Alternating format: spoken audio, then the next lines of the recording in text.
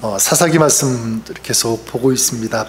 오늘은 지난번에 이어서 삼손 말씀 우리 두 번째 이렇게 볼 텐데요. 15장 1절부터 20절까지 말씀 봉독했으면 좋겠습니다. 사사기 15장 1절부터 20절까지인데 제가 1절을 읽고 우리 한 절씩 교독하도록 하겠습니다. 얼마 후 밀 거둘 때에 삼손이 염소 새끼를 가지고 그의 아내에게로 찾아가서 이르되 내가 방에 들어가 내 아내를 보고자 하노라 하니 장인이 들어오지 못하게 하고 이르되 내가 그를 심히 뭐하는 줄 알고 그를 내 친구에게 주오노라. 그의 동생이 그보다 더 아름답지 아니하냐? 청하노니 너는 그를 대신하여 동생을 내 아내로 맞아라니. 삼손이 그들에게 이르되 이번은 내가 블레셋 사람들을 해할지라도 그들에게 대하여 내게 허물이 없을 것이니라 하고 삼손이 가서 요 300마리를 붙들어서 그 꼬리와 꼬리를 메고 회를 가지고 그 두 꼬리 사이에 한 회를 달고 회에 불을 붙이고 그것을 블레셋 사람들의 곡식밭으로 몰아들여서 곡식단과 아직 배지 아니한 곡식과 포도원과 감람나무들을 사른지라. 블레셋 사람들이 이르되 누가 이 일을 행하였느냐 하니 사람들이 대답하되 딥낫 사람의 사위 삼손이니 장인이 삼손의 아내를 빼앗아 그의 친구에게 준 까닭이라 하였더라. 블레셋 사람들이 올라가서 그 여인과 그의 아버지를 불사하니라. 삼손이 그들에게 이르되 너희가 이같이 행하였은즉 내가 너희에게 원수를 갚고야 말리라 하고 블레셋 사람들의 정강이와 넓적다리를 크게 쳐서 죽이고 내려가서 에담 바위 틈에 머물렀더라. 이에 블레셋 사람들이 올라와 유다에 진을 치고 레히에 가득한지라. 유다 사람들이 이르되 너희가 어찌하여 올라와서 우리를 치느냐? 그들이 대답하되 우리가 올라온 것은 삼손을 결박하여 그가 우리에게 행한 대로 그에게 행하려 함이라 하는지라. 유다 사람 3,000명이 에담 바위 틈에 내려가서 삼손에게 이르되 너는 블레셋 사람이 우리를 다스리는 줄을 알지 못하느냐? 내가 어찌하여 우리에게 이같이 행하였느냐 하니 삼손이 그들에게 이르되 그들이 내게 행한 대로 나도 그들에게 행하였노라 하니라. 그들이 삼손에게 이르되 우리가 너를 결박하여 블레셋 사람의 손에 넘겨주려고 내려왔노라 하니 삼손이 그들에게 이르되 너희가 나를 치지 아니하겠다 내게 맹세하라 하매 그들이 삼손에게 말하여 이르되 아니라 우리가 다만 너를 단단히 결박하여 그들의 손에 넘겨줄 뿐이요 우리가 결단코 너를 죽이지 아니하리라 하고 새 밧줄들로 결박하고 바위 틈에서 그를 끌어내니라.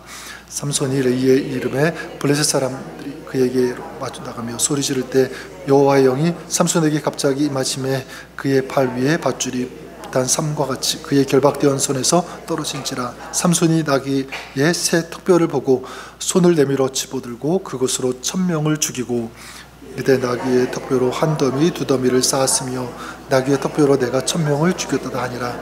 그가 말을 마치고 턱뼈를 자기 손에서 내던지고 그곳을 라맛 레히라 이름하였더라. 삼손이 심히 목이 말라 여호와께 부르짖어 이르되 주께서 종의 손을 통하여 이 큰 구원을 베푸셨사오니 내가 이제 목말라 죽어서 할례 받지 못한 자들의 손에 떨어지겠나이다 하니 하나님이 레이에서 한 우묵한 곳을 터뜨리시니 거기서 물이 솟아나오는지라. 삼손이 그것을 마시고 정신이 회복하여 소생하니 그러므로 그 샘 이름을 에낙고레라 불렀으며 그 샘이 오늘까지 레히에 있더라. 그때 삼손이 이스라엘의 사서로 20년 동안 지냈더라. 아멘. 네, 하나님 말씀입니다. 여러분 텔레비전을 보시면 어떤 프로그램을 좋아하십니까? 드라마 좋아하시나요? 저는 이렇게 자연을 다루는 그런 소재를 이렇게 그런 프로그램들을 이제 좀 좋아하는 것 같아요. 그래서 그 텔레비전 그 프로그램 중에 뭐 내셔널 지오그래픽 뭐 이런 프로그램들 있지 않습니까?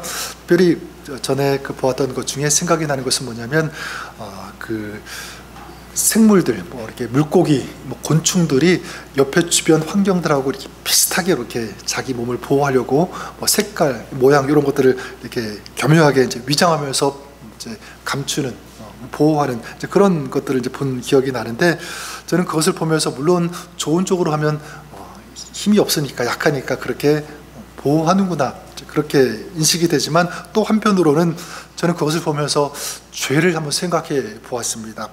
죄도 굉장히 교묘하게 위장해서 우리의 마음, 우리의 삶에 침투하는 거죠. 보이지 않게. 그래서 어떤 경우에는 이것이 죄인지 아닌지 막 헷갈리게 하는 그런 모습, 애매모호한 그런 죄들이 있습니다. 뭐 살인이라든가 강도, 이런 것들은 뭐 금방 누군지 죄인 줄 압니다. 그래서 누가 이런 죄를 지었다고 하면 자신이 죄를 지었구나, 내가 죄인이구나, 쉽게, 그렇지 않은 사람도 있겠지만 많은 경우에는 알아요. 자, 그런데 예를 든다면 시기심, 탐심, 탐욕, 그리고 미움, 이런 것들은요, 죄라는 것을 사람들이 쉽게 인식하지 못할 때가 참 많이 있는 것 같습니다. 그리고 알아도 그것을 과소평가하죠. 그 정도야 죄가 되겠느냐, 보통 사람들 그렇게 살지 않느냐, 그 정도는 누구나 하지, 이렇게 생각할 때가 있다는 거죠. 근데 여러분, 누구나 알 수 있는 살인이라든가 도둑질하는 것, 강도질하는 것, 이것은요, 이런 큰 죄는 쉽게 드러나죠. 그렇기 때문에 사람들은 쉽게 인정을 해요. 자백을 하기도 하고, 그래서 돌이킬 가능성도 많이 있어요. 자, 하지만 눈에 띄지 않는 이 교묘한 이런 죄들은 사람들이 잘 인식하지 못할 뿐만 아니라, 그리고 알아도 인정하지 못할 때가 참 많이 있는 것 같습니다. 그래서 이것이 계속 삶에 오랫동안 묵혀져 가지고요, 나중에는 이게 해결되지 않아 가지고 그 죄가 더 커지는, 확산되어지는, 그래서 우리의 삶, 우리의 마음, 이런 것들을 치명적으로 손상시키는 어떤 그런 일들이 일어나는 것을 보게 됩니다. 그래서 오늘 우리가 읽은 이 사사기 15장 그 말씀 속에서 저는 특별히 삼손, 그리고 이스라엘 속에 있는 교묘한, 잘 눈에 띄지 않는 그런 지나치기 쉬운 이런 죄를 좀 우리가 살펴보기를 원하고요. 그래서 우리도 우리 속에 있는 보이지 않는 그런 죄성들, 이런 악함들을, 여기에 대해서 우리가 경각심을 갖고 승리할 수 있는, 끊을 수 있는 우리가 되었으면 좋겠다. 저는 이런 마음과 소원을 가지고 말씀을 좀 같이 나누기를 원합니다. 세 가지가 있는데, 첫 번째가 뭐냐면 바로 이것입니다. 은사를 잘 사용하지 못하는 것, 낭비하는 것, 이것도 우리가 쉽게 간과할 수 있는 죄일 수 있다는 것, 그걸 좀 같이 나누어 보고 싶어요. 여러분, 하나님께로 받은 은사가 있는데 그 은사를 잘 활용하지 못한다, 이것이 죄일 수 있습니다. 보통 우리는 하나님께서 주신 그 은사를요, 잘 사용하지 못하면 그냥 내가 좀 못했나 보다, 이렇게 쉽게 간과하고 지나칠 수가 있죠. 그렇게 하지 않는 것은 그 사람의 몫이지, 선택사항이지, 반드시 꼭 그걸 이렇게 해야 돼, 이런 인식을 갖지 않을 때가 있습니다. 그런데 그렇지 않다는 것을 우리가 꼭 기억할 필요가 있습니다. 대표적으로 예를 든다면 마태복음 25장, 우리가 잘 아는 말씀이죠. 거기에 달란트 비유가 나오는데 5달란트, 2달란트, 1달란트 맡은 그런 사람들, 이 종들이 나오죠. 나중에 주인이 돌아왔을 때 그들이 달란트를 어떻게 사용했는지 이제 결산을 하게 됩니다. 5달란트, 2달란트 맡은 사람들은 똑같이 5달란트, 그리고 2달란트를 남기게 되죠. 이제 그들은 주인으로부터 어떤 칭찬을 받습니까? 착하고 충성된 종아, 이렇게 칭찬을 받아요. 근데 여러분, 이 종들이 칭찬을 받은 이유가 무엇인가? 여러분 잘 이렇게 따져보면 그들이 5달란트 그리고 2달란트를 남겼기 때문인가? 물론 남겼기 때문에 칭찬을 받은 것 맞아요. 하지만 더 정확하게 말하면 주인의 뜻을 알아서 그 달란트를 잘 사용했기 때문에 칭찬을 받았다, 이렇게 봅니다. 근데 반면에 1달란트 맡은 자는 어떻게 합니까? 달란트를 땅속에 묻어두었다가 그대로 가지고 나오죠. 그때 주인이 그 종에게 뭐라고 말합니까? 그래, 너 잃어버리지 않고 내가 너에게 맡긴 달란트 잘 간수했구나, 지켰구나, 보존했구나, 이렇게 얘기하지 않으시죠? 뭐라고 얘기하냐면 악하고 게으른 종아, 악하다, 게으르다, 이렇게 책망을 받습니다. 근데 여러분, 이 1달란트 맡은 종이 책망을 받은 이유가 무엇입니까? 어떻게 보면 1달란트를 남기지 못했기 때문에 칭찬을 받지 못했다, 책망을 받았다, 이렇게 생각할 수가 있지만 또 정확한 그 이유는 뭐냐면 그 1달란트를 사용하지 않았기 때문에, 주인의 뜻을 알아서 그 주인의 뜻대로 순종하지 않고 행하지 않았기 때문이다 라고 말할 수 있습니다. 오늘 우리가 나누고 있는 삼손, 여러분 1달란트 정도가 아니라 굉장히 큰, 엄청난 그런 은사와 능력과 달란트를 받았다고 볼 수가 있습니다. 오늘 우리가 말씀에 읽었듯 거기에 어떤 내용이 나오죠? 나귀 턱뼈를 가지고 몇 명을 죽이죠? 1,000명이나 되는 사람을 죽이는 참으로 엄청난 이 대단한 힘을 가졌다는 것입니다. 자, 그런데 오늘 말씀에 나오는 1절부터 쭉 그 이야기를 보면 하나님께로부터 받은 이 능력을 올바른 데 사용하지 않고요, 정말 엉뚱한 데 사용하는 것을 보게 됩니다. 여러분 1절 말씀을 다시 보시면 삼손이 이제 염소 새끼를 이제 가지고 와서 자기의 아내 이 딥나를 이제 그 딥나에 이제 만나러 오게 되죠. 근데 그때 장인이 그 자기 딸, 그러니까 삼손의 그 아내를 만나지 못하게 합니다. 그리고는 그 아내를 친구에게, 블레셋 친구에게 주었다 이렇게 얘기하죠. 아마 장인은 삼손이 자기 딸을 미워한다 이렇게 오해를 했던 것 같아요. 그래서 이제 자기 딸을 다른 친구에게 주어버리고 마는데, 아마 이 삼손이 굉장히 화가 나는 모습을 보고 또 삼손이 힘이 세다는 것을 아마 알았는지 순간적으로 그 아내 그 여동생을 너에게 주겠다 이런 식으로 이제 얼버무리는 것을 보게 됩니다. 근데 이 삼손은 그 얘기를 듣자마자 또 그런 일이 일어났다는 것을 알게 되자 화가 치밀어 오르게 됩니다. 그래서 어떻게 하죠? 4절과 5절 같이 한번 읽어볼까요? 어떻게 하는지 우리 4절 말씀, 5절 말씀 한번 읽어보도록 하겠습니다. 시작.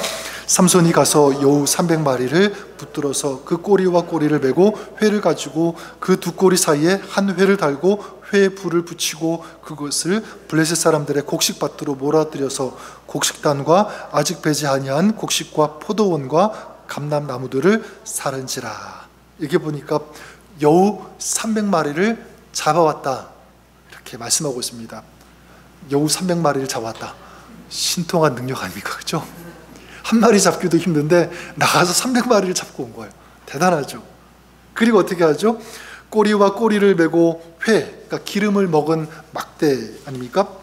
자, 그 횃불 우리가 보통 이제 그렇게 많이 사용하는데 그 회를 꼬리 사이에 꼽아 놓고요, 불을 붙이는 거죠. 그리고 그 여우들을 블레셋 사람들의 곡식단으로 이제 몰고 갑니다. 그러니까 이제 곡식단, 아직 배지 않은 곡식, 포도원, 감람나무들 이런 것들을 다 불살라버리는 그런 일을 지금 하고 있는 거예요. 여러분 이게 지금 오늘 이야기의 주된 내용입니다. 여러분 지금 이 삼손에게 주어진 하나님께서 맡기신 사명이 무엇입니까? 블레셋하고 싸우는 것 아니겠습니까? 이스라엘 동족을 구원하라고 그 은사와 그 능력을 주신 거예요. 근데 지금 삼손은 그 능력을 어떤 데 사용하고 있죠? 고작 자기 화풀이 하는데 사용하고 있다는 것입니다. 자, 이런 면에서 저는 삼손을 누구와 비교하고 싶냐면 모세하고 반대로 좀 비교하고 싶어요. 모세와 삼손 비슷한 점이 있습니다. 모두가 준비된 사람들, 능력이 있는 그런 사람들이었습니다. 모세 같은 경우에는 애굽 궁전에 들어가서 애굽의 그 교육을 다 받았죠. 그 당대 최강국이라고 하는 애굽에서 문화, 정치 여러 가지를 다 배웠을 거예요. 굉장히 큰 힘, 파워를 가졌다고 할 수 있고요. 그리고 이 삼손 같은 경우에는 대단한 이 능력, 엄청난 힘, 파워를 가졌습니다. 그러니까 이 모세와 삼손 두 사람 모두 하나님 나라에서 위대하게 쓰임받을 수 있는 가능성이 있는 그런 사람들, 똑같이 그런 힘이 있었습니다. 하지만 모세 같은 경우에는 우리가 아는 바와 같이 끝까지 정말 멋있는 그런 삶을 살았습니다. 그런 인생을 살았고, 거기에 비하면 삼손은 좀 그렇지 못했습니다. 모세는 느보산에서 이스라엘을 축복하면서 죽어갔지만 삼손은 눈이 뽑힌 채로 나중에 보겠지만 죽어가게 되죠. 모세는 한 민족을 고난 속에서 이끌었지만 삼손은 복수하다가 이렇게 죽어가는 인생이 되고 말았습니다. 결국 무엇의 차이점인가? 어디에 차이점이 있는가? 제가 볼 때는요, 그 능력과 그 은사를 어떻게 사용했느냐, 여기에서 차이점이 났다고 생각합니다. 여러분, 그런 의미에서 우리는 어떤가 한번 생각해 볼 수 있기를 바랍니다. 나는 어떤가? 여러분, 하나님은 저에게 또 여러분 우리 모두에게 재능과 은사, 이 달란트를 허락하셨다고 믿습니다.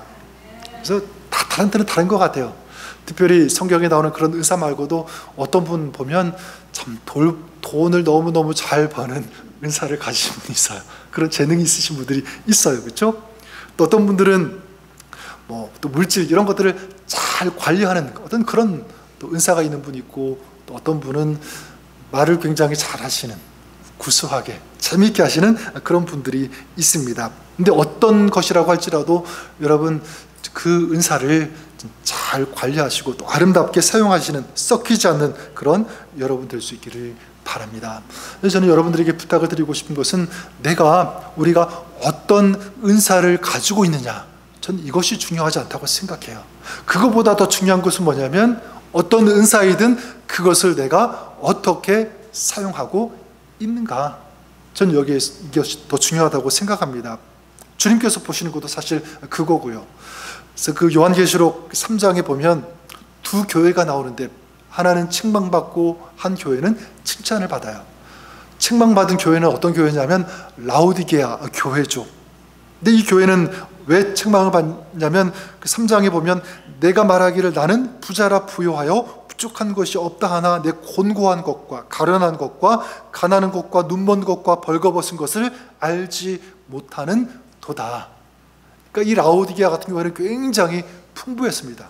부족한 것이 없는, 그런데 가난하다, 곤고하다 말씀합니다. 이유가 무엇일까요?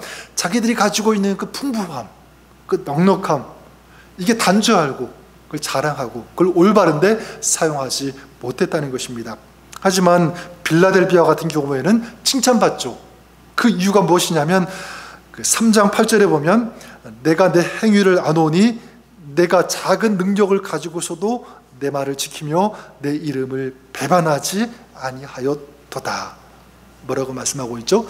적은 능력을 가졌지만 그것을 주님의 뜻대로 사용했다라는 거예요. 이게 차이점이죠. 무엇을 가지고 있느냐, 여기에 달려있는 것이 아니라 그것을 어떻게 사용했느냐. 저는 다시 말씀드리지만 어떤 은사를 가지고 있느냐보다 어떻게 그 은사를 사용할 것인가, 이것을 여러분들이 중요하게 생각하고요, 꼭 기억하시기를 바랍니다. 그런 의미에서 우리가 기도할 때도 좀 이렇게 기도했으면 좋을 것 같아요. 하나님, 저에게 이런 은사를 주세요. 이런 재능을 주세요. 이런 달란트가 필요해요. 그렇게 기도하는 것보다 또 어떤 경우에는 하나님 이것 가지고는 부족합니다. 더 큰 능력, 더 큰 은사를 주세요. 그렇게 기도하는 것보다 저는 이렇게 기도하는 것이 맞다라고 생각합니다. 하나님, 하나님께서 저에게 허락하신 은사, 그 달란트, 그 재능들을 잘 사용할 수 있게 해주세요. 주님의 뜻대로, 하나님께서 원하시는 대로. 자, 그러면 저는 믿는 것은 이 빌라델비아 교회가 그랬던 것처럼 비록 그것이 작을지라도, 사람들이 보기에는 변변치 않은 그런 것이라고 할지라도 하나님께 맡기고 하나님의 도심을 구하면서 그 은사와 그 재능들을 사용한다면 거기에서 우리 하나님께서는 놀라운 큰 역사가 일어날 수 있도록 축복하시고 우리 하나님께서 큰 은혜를 베풀어 주실 것을 믿습니다. 저 여러분들이 그럴 수 있기를 주님의 이름으로 간절히 축복합니다. 둘째로 우리가 생각해 보고 싶은 것은 뭐냐면 지나치기 쉬운 죄, 간과하기 쉬운 그런 죄가 있다면 무엇일까? 두 번째는요, 그냥 안주하는 것이라고 말씀드릴 수 있습니다. 어디에 안주하는 것? 세상에 안주하는 것, 편안함에 안주해 버리는 그것이다. 그래서 오늘 우리가 읽은 말씀 보면 삼손이 그 아내를 블레셋 친구에게 넘긴 이 장인에게 화가 나죠. 그래서 이제 난동을 부리게 되는데 여우 300마리를 잡아와서 꼬리에 불을 붙이고 블레셋 곡식탄에 이제 몰고 가서 단을 다 태워버리는 그런 일을 하게 됩니다. 자, 그러자 이 블레셋 사람들이 어떻게 하냐면 그 삼손의 아내와 그 아버지를 불태워서 죽이게 되죠. 그래서 이번에도 삼손이 이제 그걸 보면서 복수를 하게 되는데 8절에 보면 블레셋 사람들의 정강이와 넓적다리를 크게 쳐서 죽였다, 이렇게 말씀합니다. 자, 이때 이제 일어나는 일, 저는 이제 삼손이 아니라 이스라엘의 모습을 좀 보기 원하는데요. 블레셋 사람들이 삼손을 잡기 위해서 이스라엘에게 오게 되죠. 그러자 이스라엘 사람 3,000명이 삼손에게 찾아와서 항의를 합니다. 어떻게 항의하냐면 11절인데요. 우리 11절 말씀 한번 같이 읽어보도록 하겠습니다. 같이 읽겠습니다. 시작. 유다 사람 3,000명이 에단 바위 틈에 내려가서 삼손에게 이르되 너는 블레셋 사람이 우리를 다스리는 줄을 알지 못하느냐? 내가 어찌하여 우리에게 이같이 행하였느냐 하니 삼손이 그들에게 이르되 그들이 내게 행한 대로 나도 그들에게 행하였노라. 무슨 말입니까? 네가 무엇 때문에 우리를 죽게 하느냐? 왜 블레셋 사람들을 죽여서 우리를 그렇게 힘들게 하느냐, 죽게 만드느냐, 그렇게 지금 항의하고 있는 거죠. 근데 여러분, 지금 여기서 이스라엘의 문제가 무엇이라고 생각하십니까? 이스라엘의 문제, 그건요, 저는 이렇게 생각합니다. 지금 자기들이, 이스라엘이 싸워야 할 대상을 망각하고 있다는 거예요. 아무리 삼손이 자기 복수심에 불타서 블레셋 사람들을 죽였다고 할지라도 이와 어떻든 삼손은 블레셋 사람 죽인 거잖아요. 그죠? 이 이스라엘을 괴롭히고 압제하고 억압하고 있는 적, 이 세력들을 죽인 거예요. 그런데 이스라엘은 지금 어떻습니까? 블레셋이 삼손을 잡기 위해 왔다, 이렇게까지 했는데, 그러니까 자기들 죽이려고 한 것도 아니잖아요. 삼손을 잡기 위해서 왔다고까지 했는데, 근데 지금 이스라엘이 뭐라고 합니까? 삼손에게 너는 블레셋 사람이 우리를 다스리는 줄을 알지 못하느냐? 우리를 다스리는 이 블레셋을 왜 불편하게 하느냐? 힘들게 하느냐? 이런 지금 얘기를 하고 있는 거죠. 자, 여기서 우리가 좀 알 수 있는 것은 뭐냐면, 지금 이스라엘은요, 이 블레셋 사람들, 적국, 이 나라에 익숙해졌다는 거예요. 그 압제가 처음에 힘들다고 생각했는데 시간이 지나면서 당연한 것으로 받아들이고 있는 거예요. 거기 익숙해지고 있는 거죠. 그러니까 더 이상 힘든데 어려운데 그걸 고통으로 생각하지 않는 것입니다. 이 블레셋 압제에, 다시 말씀드리지만, 굉장히 익숙해졌다. 다시 말하면 지금 이스라엘 사람들도 블레셋 사람처럼 되어가고 있는 거죠. 그래서 블레셋화 되었다라고 볼 수 있는 것입니다. 자, 블레셋 사람처럼 되고 그들의 문화, 그들의 생각, 그들의 사고, 여기에 익숙하고 동화되어지니까 블레셋 사람들을 적으로 생각하지 않습니다. 블레셋 사람들과 우리가 싸워야 된다, 이런 사명, 이것을 지금 다 잊어버린 것, 망각하고 있는 것입니다. 저는 그렇다면 우리는 어떤가 생각해 봅니다. 이게 단지 이스라엘만의 문제일까? 그렇지 않은 것 같아요. 여러분, 우리도 세상 속에 살아가면서 잘못하면 사명을 잃어버릴 때가 참 많이 있는 것 같습니다. 이렇게 세상 살아가면서 늘 고민하면서 싸우고 번뇌하고 힘들어하는, 그건 무엇이죠? 무엇을 먹을까, 무엇을 마실까, 무엇을 입을까, 이거 온통 거기에 생각 많이 가지지 않습니다. 물론 그거 중요해요. 중요하지 않다는 거 절대로 아닙니다. 이것을 위해서 열심히 일해야 하고 열심히 벌어야 하고, 가정을 지키기 위해서, 우리 자녀들을 가르치기 위해서 열심히 벌어야 됩니다. 하지만 문제가 무엇이냐면, 그것만 한다면, 그것만을 위해서 싸운다면 문제라는 거예요. 그럼 마치 세상 사람들과 똑같은 거죠. 무엇을 먹을지, 무엇을 마실지, 무엇을 입을지 세상 사람들처럼 동화되어 가고 있다라고 하는 것입니다. 이게 세상에 안주하는 그런 모습입니다. 저는 교회에서도 비슷한 경우가 있다고 생각합니다.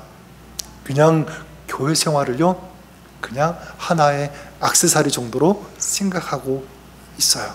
그런 사람이 있을 것입니다. 그냥 교제하고 이런저런 모임에 참석하면서 그걸 만족하는 어떤 그런 모습들. 또 많은 경우에 어떤 분들은 그냥 교회를 새로 찾는 데 있어서 편안하게 안주할 수 있는 그런 교회를 참 찾는 그런 모습들을 보게 됩니다. 그래서 예를 든다면, 이미 건물이 있는 교회, 그래서 막 개척교회, 건물이 없는 교회는 가면 해야 할 일이 너무 많으니까 피하는 그런 경우들 많이 있죠. 그냥 편안히 예배만 드릴 수 있는 그런 교회, 그냥 묻혀서 내가 드러나지 않는 그런 교회, 그래서 섬기지 않아도, 일하지 않아도, 사역하지 않아도 아무런 양심의 가책을 받지 않는 그런 교회, 사람들이 많이 찾습니다. 근데 여러분, 그런 교회는 제가 생각할 때는 아무리 성장한다고 해도 저는 그게 참 성장이라고 말씀드릴 수 없을 것 같아요. 그냥 몸집만 비대해졌을 뿐이지. 그렇지 않습니까? 여러분, 우리도 세상 속에서 살지만 똑같이 이 세상과 같다면 그럴 수 있다는 거야. 그냥 몸만 비대해지고 우리가 사는 거 풍족해지고 그것으로 만족한다면 어쩌면 지금 이스라엘의 모습처럼 될 수 있다는 것입니다. 여러분, 우리는 잊지 말아야 되는 것, 세상에 살지만 세상 속에서 하나님께서 우리에게 주신 이 사명을 붙들고 이 사명을 가지고 사는 사람들, 이 사명의 사람들이라는 것을 잊지 마시기를 바랍니다. 주님의 증인으로 사는 것. 그래서 사도행전 1장 8절에 보면 우리가 잘 아는 말씀, 오직 성령이 너희에게 임하시면 너희가 권능을 받고 예루살렘과 온 유대와 사마리아와 땅끝까지 이르러 내 무엇이 되리라? 증인이 되리라. 사명이죠. 그리스도인들에게 주신 사명, 교회에게 주신 우리 주님의 사명입니다. 그러니까 우리에게 어떤 사명이 있냐면 세상에 살아가면서 주님을 증거하는, 복음을 증거하는 이 증인의 사명이 있다는 거예요. 교회 사명도 마찬가지입니다. 교회 사명, 주님을 증거하는 것입니다. 따라서 교회는 세상처럼 우아하고 멋있고 편안한 시설, 그런 시스템을 갖추기 위해서 노력하는 교회, 그런 교회 되지 말아야 됩니다. 어떤 교회가 되어야 되냐면 좀 여러 가지 불편한 거 있어도 주님을 증거하기 위해서 시스템을 갖춰 나가는 거예요. 힘을 모으는 거죠. 그걸 목적으로 삼는 것입니다. 저는 우리 교회가 그런 교회 되었으면 좋겠습니다. 그래서 예수님께서 제자들에게 뭐라고 말씀하셨죠? 너희는 사람을 낚는 어부가 되라. 사람을 낚는 어부가 되리라. 이렇게 말씀하셨죠. 보세요, 여러분. 주님은 사람을 낚으라고 했지 뱃놀이 해라 말씀하셨어요. 그렇죠? 근데 우리는 자꾸 신앙생활하면서, 교회생활하면서 뱃놀이 하려고 하는 게 참 많이 있는 것 같아요. 편안하게, 행복하게. 근데 여러분, 우리는 뱃놀이 하는 것이 아니라 사람을 낚는 이 사명, 증인이 되는 이 사명이 있음을 우리가 꼭 기억했으면 좋겠습니다. 그래서 교회에서 행사 있어야 되죠. 여러 가지 모임 있어야 됩니다. 하지만 중요한 것은 그 행사를 통하여, 그 모임을 통하여 핵심이 무엇입니까? 주님을 증거하는 거예요. 주님을 전하는 것, 영적인 이 싸움을 하는 것. 저는 여러분들이 이렇게 안주하는 신앙이 아니라 사명을 가지고 안주가 아니라 질주할 수 있는 그런 신앙, 그런 가정, 우리 교회가 될 수 있기를 바랍니다. 그리고 여러분, 이 사명을 가지고 질주하는 것은요, 나이가 많다고 할 수 없는 것 아니라고 생각해요. 나이가 있어도, 나이가 많아도, 좀 몸이 약해도 사명이 있으면 얼마든지 저는 질주할 수 있다. 대표적으로 모세가 그러지 않았습니까? 모세를 보면 몇 세까지 눈이 흐려지지 않았죠? 120세까지 눈이 흐려지지 않고 기력이 쇠하지 않았다, 이렇게 말씀합니다. 근데 이 눈이 흐려지지 않은 것은요, 단순히 육적인 이 눈이 흐려지지 않은 것뿐만 아니라 이건 영적인 것입니다. 영적으로 사명을 보고 있는 거예요. 그 사명을 붙잡고 있는 거죠. 그리고 그 사명을 향해 달려가고 있는 거예요. 이게 영적인 눈이 흐려지지 않고 귀력이 쇠하지 않은 이 모세의 모습인 것입니다. 저는 여러분들이 그럴 수 있기를 바라요. 알 수만 있다면 120세까지 눈이 흐려지지 않고 기력이 쇠하지 않고 사명을 감당하시는 아름다운 하나님의 사람으로 쓰임받으시는 저 여러분, 우리 모두가 될 수 있기를 주님의 이름으로 간절히 축원합니다. 마지막 한 가지, 우리가 간과하기 쉬운 죄, 그게 뭐냐면 연합하지 않는 죄라고 말씀드릴 수 있습니다. 연합하지 않는 것. 오늘 그 말씀 11절에 보면 유다 사람 3,000명이 삼손을 잡으러 왔다고 하고 있죠. 그렇다면 저는 이렇게 생각해 봅니다. 3,000명이 지금 삼손을 잡으려고 왔어요. 근데 이걸 조금 뒤집어 보면 그 3,000명은 삼손의 입장에서 본다면, 또 지금 이 이스라엘의 그 형편에서 본다면 어떤 사람들이 될 수 있냐면 블레셋과 능히 싸울 수 있는, 겨룰 수 있는, 싸움을 할 수 있는 그런 사람들이잖아요. 그렇죠? 근데 그런 사람들이 지금 누구를 잡으러 온 거예요? 삼손을 잡으러 온 것입니다. 삼손 입장에서 본다면 이 3,000명을 데리고 함께 블레셋하고 싸운다면 정말 멋있는 그런 승리를 거둘 수 있지 않겠습니까? 지금 이게 굉장히 어색하게 이게 좀 틀어진 거예요. 삼손은 그들을 자기의 동지로, 그리고 동맹군으로 삼지 못했고, 그리고 이 3,000명도 지금 삼손을 잡으려고, 죽이려고 그렇게 온 것입니다. 우리가 전에 이 기드온 봤을 때 기드온은 300명을 가지고 13만 5천 명을 그들과 싸워서 이기는 그 모습 보지 않았습니까? 300명으로도 그렇게 했는데 3,000명 가지고 데리고 싸운다면 엄청난 대단한 승리 거두지 않겠습니까? 여러분, 삼손은 그러지 못했죠. 이들과 같이 해서 연합해서 싸웠어야 되는데 그러지 못하고, 삼손의 이야기를 보면 참 안타까운 것이 늘 항상 삼손은요, 자기 혼자 싸웠어요. 자기 혼자. 그 캠프에 가면 그 모닥불 이렇게 피우죠. 모닥불 피울 때 어떻게 합니까? 마른 나무들을 수북이 장작들을 이렇게 모아놓고 불을 붙일 때 그 장작들이 활활 서로서로 이렇게 잘 불이 붙어서 따뜻하게 뜨겁게 이렇게 타오르지 않습니까? 근데 만약 장작 하나를 떨어뜨린다고 생각해 보세요. 타고 있는 그 장작을 떨어뜨려 놓으면 금방은 이렇게 불이 붙어서 탈지 모르지만 조금 시간이 지나면 그 장작 어떻게 되죠? 식어버려요.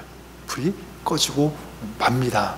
전 영적으로 우리 신앙도 동일하다고 생각해요. 여러분, 신앙생활은 결코 혼자 할 수 없다. 믿으십니까? 아니, 혼자 해서 안 되는 거예요. 우리가 보통 성도라고 하는 이 단어를 많이 쓰죠. 성도. 이건 개인적인 어떤 그런 개인을 지칭할 때 많이 쓰기도 하지만, 사실 이 성도는요, 어떤 뜻이냐면 거룩한 무리라는 뜻을 가지고 있습니다. 그러니까 성도 그 자체는 뭐냐면 혼자 할 수 없다는 거예요. 성도의 삶 살아가는 것 혼자 할 수 없다. 함께 할 때 거룩할 수 있다는 거예요. 거룩한 무리니까 같이 할 때 거룩한 힘이 나오는 거죠. 예배도 마찬가지. 함께 예배를 드릴 때 더 경건하고 더 거룩하고 더 은혜가 되는 예배가 될 수 있는 줄 믿습니다. 사역도 마찬가지. 사역도 여러분 결코 혼자 할 수 없어요. 하나님 처음 우리 인간을 지을 때부터 그건 그렇게 디자인하셨습니다. 아담과 하와를 하나님께서 만드셨는데, 여러분, 아담과 하와 따로따로 그 이름을 떨어뜨려서 이렇게 불러보세요. 아담, 하와 따로 떨어뜨려서 이렇게 부르면 좀 뭔가 이렇게 좀 어색하지 않습니까? 좀 어설퍼요. 아담과 하와는 어떻게 부르냐면 한 사람만 부르지 않고 아담과 하와 같이 불러야지 이게 좀 맞는 것 같아요. 저만 그런가요? 저는 사람도 마찬가지라고 생각합니다. 여러분, 한자, 사람 인자로 이렇게 어떻게 쓰는지 아시죠? 사람은요, 두 사람이 같이 기대었을 때 사람이 되는 거잖아요.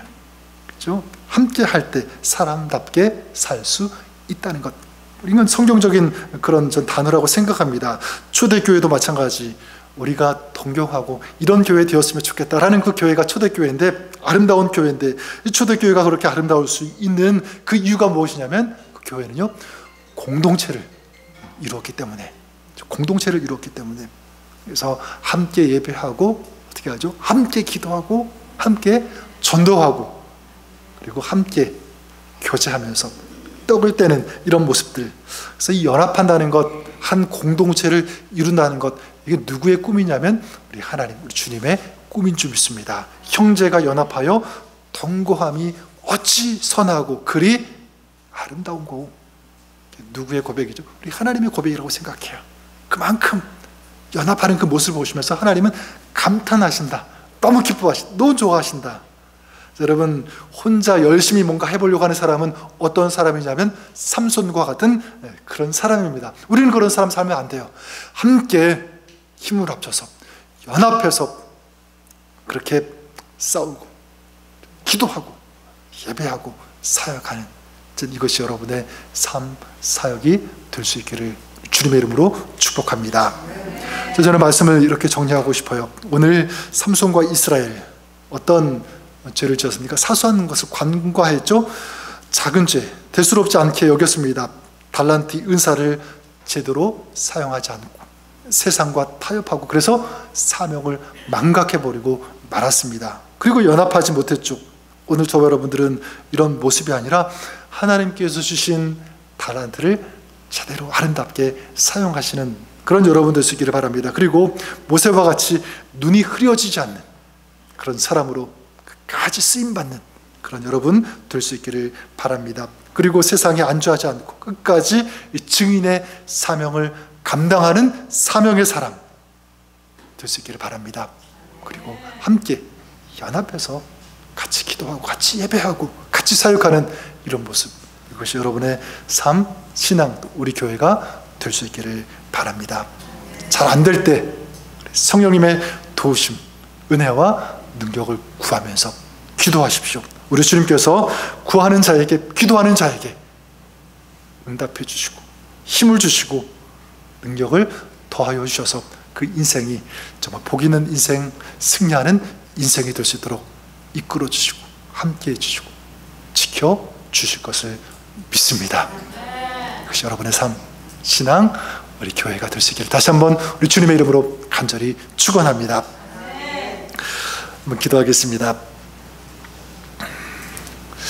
하나님 아버지, 오늘 삼손과 이스라엘이 사소한 것, 간과하기 쉬운 그런 죄에서 넘어지고 실패한 것을 보게 되는데, 하나님, 우리도 큰 죄만 죄로 인정하는 것이 아니라 눈에 보이진 않지만 쉽게 지나쳐버릴 수 있는, 무시할 수 있는, 대수롭지 않게 생각할 수 있는 그런 죄에 대하여 민감함을 가지고 돌이키면서 회개하면서 바로 잡아나갈 수 있는 영성, 이 결단 있게 하여 주시옵소서. 하나님께서 우리에게 허락하신 은사, 사명을 잊지 않게 하여 주시옵소서.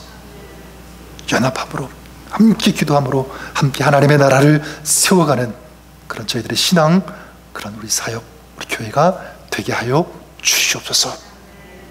그렇게 역사하실 우리 좋으신 주님을 찬양하며 예수님 이름으로 기도드립니다. 아멘.